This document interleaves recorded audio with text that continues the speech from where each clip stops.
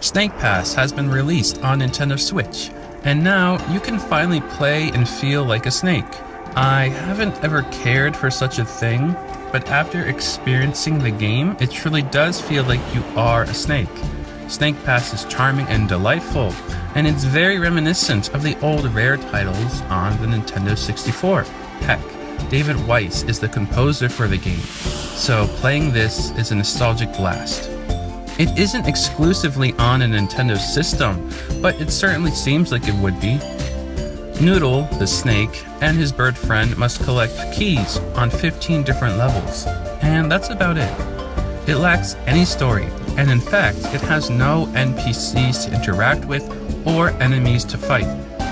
It's presented as a platforming puzzle game, but the emphasis is more so on the puzzle aspect. Mastering the controls in this game is a must. Doing so will prevent you from falling to your doom, avoiding hot coals and spikes, and being able to maneuver around heavy gusts of wind.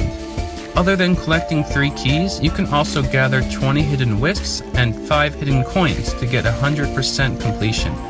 Finding these and getting all of them is the real challenge in the game and appeal. But after beating the game once, you get a new ability that will allow you to locate any items in the level. So, how do you play like a snake? First, rock the left joystick left and right to slither as you hold down the ZR button to move forward. Climb obstacles by wrapping your snake body around them. Coiling is key, and gripping by holding the ZL button is mandatory to keep yourself from falling when trying to grab coins in hard-to-reach places. A tip I've learned is gently tapping the ZR button so that you can easily position yourself with the A button. Yeah, the A button lifts your head. Oh yeah, you can also swim underwater by alternating between X and A. Pressing Y allows your friend to lift your tail, which is useful mainly in the windy stages. Me explaining how to play the game doesn't do it much justice. It should really be experienced firsthand, and I've never thought that the controls in a game would be the main selling point. Fancy that.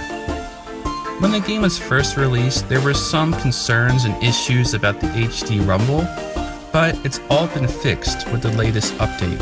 It's very shocking to me to see the Unreal Engine 4 logo when starting up the game. I mean, Unreal Engine on a Nintendo system?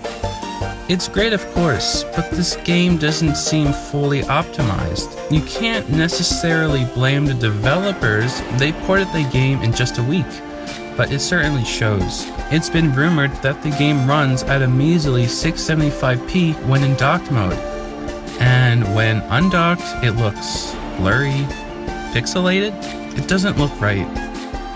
I've mentioned that the game is very reminiscent of a Rare title. I mean, just take a look for yourself.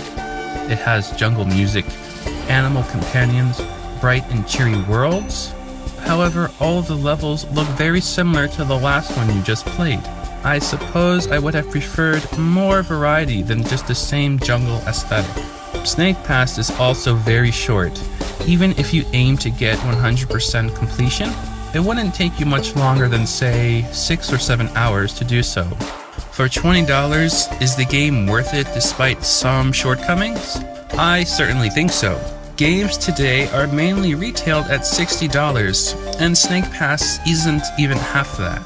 The thing that I like most about this game is just how relaxing it is. Yes, it's a bit challenging, but after a long, stressful day, it feels nice to kind of unwind with a nice puzzle game. So if you take your time with the game and admire the brilliant controls, I say the game is worth the $20. If you rush and avoid collecting all the different hidden items, I would say pass.